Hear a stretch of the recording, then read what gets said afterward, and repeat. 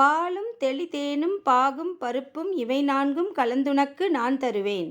கோலம் செய் துங்கக் கரிமுகத்து தூமணியே, நீ எனக்கு சங்கத் தமிழ் மூன்றும் தா. சிவாய நம. மாணிக்கவாசக பெருந்தகை திருச்சதகத்தில் அனுபோக சுத்தியில் 2வது பாடலை பாடுகிறார். செய்வதறியா சிறுநாயேன், செம்பொன் பாதம் மலர்காணா பொய்யர் பெரும் பேறு அத்தனையும் பெறுதற்கு உரியேன். பொய் இலா மெய்யர் வெறி ஆர் மலர்பாதம் மேவக் கண்டும் கேட்டிருந்தும் பொய்யனேன் நான் உண்டு உடுத்து இங்கு இருப்பது ஆனேன் போர் ஏரே அப்படின்னு பாடுறார். வெளி ஆர் அப்படின்னா பரிமளம் நிறைந்த, மேவ அப்படின்னா பொருந்த, ஏரே அப்படின்னா ஆண் சிங்கமே. இது கடைசி வார்த்தையில் தான் அவர் சிவபெருமானை விழிக்கிறார். போர் ஏரே அப்படிங்கிறார். போர் ஏரே அப்படின்னா போரிடும் முதன்மையாக இருந்து வழிகாட்டும் சிங்கமே. ஏரே அப்படின்னா ஆண் சிங்கமே அப்படின்னு விழிக்கிறார். சிவபெருமான ஆண் சிங்கமேன்னு விழித்து செய்வதறியா சிறுநாயேன் அப்படிங்கிறார். நான் எப்படிப்பட்டவன் அப்படின்னா என்ன செய்யணும்னு எனக்கு தெரியல, எதை பிடிச்சிக்கணும் எதை விட்டுடணும் அப்படிங்கிற ஒரு அறிவு எனக்கு இல்லை. அப்படிப்பட்ட சிறு நாயேன், அறிவு இல்லாத அற்பமானுடனான நாயினும் கேவலமானவன். ஏன் அப்படின்னு சொல்கிறேன். செம்பொன் பாதம் மலர்காணா பொய்யர் பெரும் பேறு அத்தனையும் பெறுதற்கு உரியேன். உன்னுடைய பாதங்கள் எப்படி இருக்கும்? செம்பொன் பாதங்களாக இருக்கும். அழகான திருவடி தாமரைகள், பொற்கமலங்கள் உன்னுடைய திருவடிகள். அந்த பொற்கமலங்களை காணணும்னு நிறைய பேர் முயற்சி பண்ணியிருக்காங்க. யார் உட்பட அப்படின்னா சாட்சாத் மகாவிஷ்ணு உட்பட வராக அவதாரம் எடுத்து உன் திருவடிகளை தேடினார். ஆனால் நீ அவங்களுக்கெல்லாம் திருவடி தரிசனம் கொடுக்கலை. உன்னுடைய பொன் மலர் பாதங்களை அவங்கெல்லாம் காணலை. பொய்யர் பெரும் பேறு அத்தனையும், நிறைய பேர் சிவனடியார்கள் அப்படின்னு காட்டிக்கிட்டு விபூதி இட்டுக்கிட்டு திருநீர் அணிந்து ருத்ராட்சம் அணிந்து சிவனடியார்கள் போல கோலம் பூண்பார்கள். உண்மையிலே உள்ளத்தில் உண்மையில் அன்பு வைத்திருக்க மாட்டார்கள், பக்தியாக இருக்க மாட்டார்கள். அப்படி நிறைய வஞ்சகர்கள் இருந்திருக்காங்க. வஞ்சகர்களாக இருந்தவங்களுக்கெல்லாம் நீ அவங்களுக்கு திருவடி காட்சி கொடுக்கல. இதெல்லாம் நான் கதைகளாக வரலாற்றில் கேட்டுள்ளேன். பொய்யர் பெரும் பேறு, அப்போ அவங்களுக்கு ஒரு பேர் கிடைக்கும். யாருக்கு? சிவபெருமானுடைய பக்தர்னு சொல்லிக்கிட்டு உண்மையிலேயே சிவனடியார்களாக இல்லாதவங்களுக்கு ஒரு பேர் கிடைக்கும். அதுதான் எனக்கும் கிடைக்கும் போல இருக்கு அப்படிங்கிறார். ஏன் நீ அப்படி பொய்யனா அப்படின்னா, ஆமாம், நான் என்ன செஞ்சுருக்கணும், உன்னையே நினச்சிருந்துருக்கணுமே. எனக்கு 2 சாய்ஸ் இருந்தது. ஒன்று போகத்தை அனுபவிக்கலாம், எப்படி வஞ்சகனாக இருந்து. இன்னொரு பக்கம் ஒரு சாய்ஸ் இருக்குது. அது என்ன? யோகத்தை அனுபவிக்கலாம், சிவ யோகத்தை அனுபவிக்கலாம். அந்த கதையும் எனக்கு தெரியும். எந்த கதை?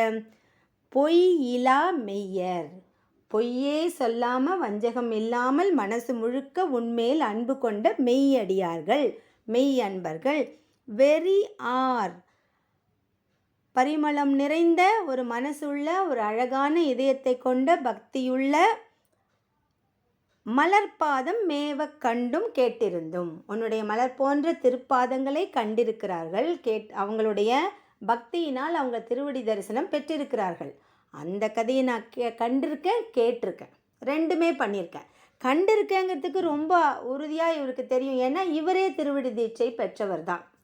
அப்போ எனக்கு தெரியும், உண்மையான அடியார்களாக இருந்தால் நீ திருவடி தரிசனம் காமிப்பன்னு. இப்போ எனக்கு 2 விஷயம் தெரிஞ்சிடுச்சு. திருவடி தரிசனம் நீ கொடுக்குற யாருக்கு? மெய் அன்பர்களுக்கு. திருவடி தரிசனம் நீ கொடுக்கல யாருக்கு? பொய்யா நடிக்கிறவங்களுக்கு. அப்போ 2ம் எனக்கு தெரிஞ்சிருக்குன்னா நான் ஏதாவது ஒன்று சூஸ் பண்ணணும் இல்லையா? நான் எதை சூஸ் பண்ணியிருந்துருக்கணும்? மெய்யடியார்களின் மெய் அன்பை சூஸ் பண்ணியிருக்கணும். ஆனால் அறிவே இல்லாத ஒரு நாயினும் கேவலமான அற்பமான மனிதனாகிய நான் போகத்தை சூஸ் பண்ணிட்டேன். சந்தோஷமாக வாழறதுக்கு, ஜாலியாக இருக்கிறதுக்கு சூஸ் பண்ணிட்டேன். ஏன் அது எப்படி தெரியும் அப்படின்னா, நான் உண்டு உடுத்து இங்கு இருப்பது ஆனேன். ஆஃப்டர் ஆல் நான் என்ன பண்ணிட்டேன்? உண்டேன், சாப்பிட்டேன். நல்லா அறுசுவையாக, நல்லா சுவையாக நான் என்ன பண்ணேன்? ரசித்து ருசித்து சாப்பிட்டேன். அப்புறம் என்ன பண்ணேன்? உடுத்துனேன், நல்லா விதவிதமாக ட்ரெஸ் பண்ணிக்கிட்டேன், அணிகலன்கள்லாம் போட்டுக்கிட்டேன். இது ரெண்டும் எதுக்கு? என்னுடைய உடம்பை பேணி காப்பதற்கு. இந்த உடலை மீது நான் பற்றுக்கொண்டு இந்த உடம்பை நான் பார்த்துக்கிட்டேன். அதனால் என்ன வார்த்தையை சொல்கிறார் மாணிக்கவாசக பெருந்தகை?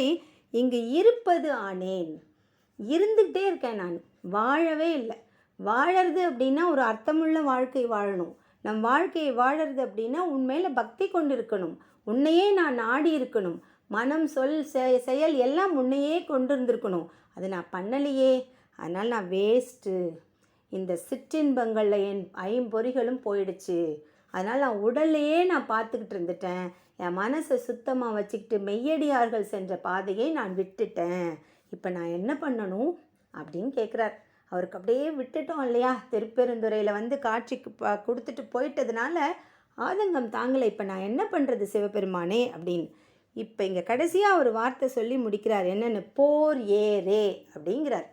போர் ஏறு அப்படின்னா காட்டில் ரெண்டு பக்கம் போர் நடக்குது.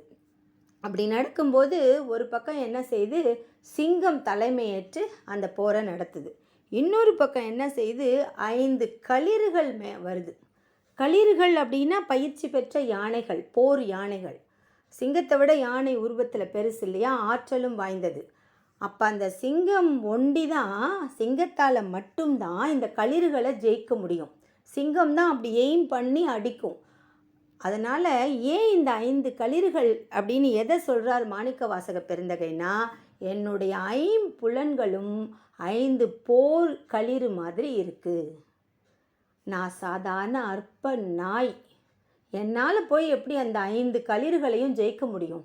5 யானைகளை என்னால் ஜெயிக்க முடியுமா? முடியாது. அது சாதாரண யானை இல்லை, போர் யானை, களிறு பயிற்சி பெற்றது. அதனால் அது என்னை இழுத்துட்டு போகுது. அப்படி கண்கள்லாம் தேவையில்லாத பார்க்குது, காதுகள் தேவையில்லாத கேட்குது. அதுதான் சந்தோஷம்னு நம்ப வைக்கிது, அதுதான் எனக்கு உடம்புக்கு நல்லது அப்படின்னு சாப்பிட வைக்கிது. இது எல்லாம் எதனால் நடக்குது? இந்த உடலின் மேல் இருக்கிற பற்றினாலும் இது அனுபவிக்கிற போகத்தினாலும் நான் இவ்வழியாக போகிறேன். ஏன்னா அந்த 5 களிறுகளை யானைகளை ஜெயிக்கிற சக்தி அற்ப மானுடனான நாயை விட கேவலமாக இருக்கிற என்னால் முடியல. ப்ளீஸ் நீ எப்படியாவது என்னை காப்பாத்துன்னு சரணாகதி அடைகிறார் சிவபெருமான் கிட்ட. ஏன் உன்கிட்ட சரணாகதி அடைகிறேன்னு தெரியுமா? நீ சிங்கம் போன்றவன். இந்த களிறுகளையெல்லாம் ஜெயிக்கிற வெற்றி கொள்கிற வீரமும் ஆற்றலும் புத்திசாலித்தனமும் சாதுரியமும் கருணையும் அருளும் உனக்கிட்ட தான் இருக்குது. அதனால் சிங்கமே, போரில் வெற்றி கொள்ளும் சிங்கம் போல் இருக்கும் ஈசனே, என்னுடைய 5 புலன்களையும் எனக்கு இந்த மாதிரி தவறான பாதையில் கொண்டு போகாமல் போகத்தை விடுத்து சிவயோகத்தை தொடர்ந்து பெறுமாறு எனக்கு அருள்வாயாக அப்படின்னு தன் மனத்துக்கும் தான் ஒரு அட்வைஸ் கொடுத்துக்கிறாரு. சிவபெருமான்கிட்டையும் தஞ்சம் அடைகிறார். உன்னையே நான் வேண்டிக்கணும், அதுக்கு உன் அருளே வேண்டும். அவன் அருளாலே அவன் தாள் வேண்டுகிறார். திரும்பவும் என்ன கருணை கொண்டு என்னை நீயே வந்து ஆட்கொள்வாயாக அப்படின்னு கேட்குறார். அது இந்த காலத்துக்கு ரொம்ப நமக்கு வந்து ஆப்டாக இருக்குது. இன்றைக்கி நம்ம நிறைய மீடியாவில் பார்க்குறோம் இல்லையா, நல்லதும் இருக்குது கெட்டதும் இருக்குது. எப்போ மாணிக்கவாசக பெருந்தகை சொல்கிறார் யோகமும் இருக்குது போகமும் இருக்குதுன்னு, அதே மாதிரி தான் இன்றைக்கி நம்மளுடைய திரையாகட்டும் சமூக ஊடகங்களாகட்டும் எதுவாக இருந்தாலும் அதில் யோகமும் இருக்குது போகமும் இருக்குது. அதாவது நல்லதும் இருக்குது தீமையும் இருக்குது. ஆனால் நாம் தான் இறைவன்கிட்ட தான் சரணாகதி அடையணும். என்ன, இந்த அஞ்ஞான இருளை நோக்கி என்னுடைய 5 புலன்கள் செல்லாமல் ஞான ஒளியை நோக்கி உன்னுடைய சுடரை ஏற்றி சிவபெருமானே உன்னுடைய அருளால் நான் நல்லதையே பார்க்கணும், நல்லதையே கேட்கணும், நல்லதையே அனுபவிக்கணும்னு அவர்கிட்டயே சரணாகதி அடையலாம். காலம் வேறுபடுது, சூழ்நிலைகள் வேறுபடுதே தவிர அன்னைக்கு இன்றைக்கும் ஒரே மாதிரி தான் இருக்குது. ஒரு பக்கம் சாய்ஸ் நமக்கு வந்து போகங்கள், இந்த உலகியல் சந்தோஷங்கள் தற்காலிகமானது, ஆனால் நல்லதான்னு கேட்டால் நல்லது இல்லை.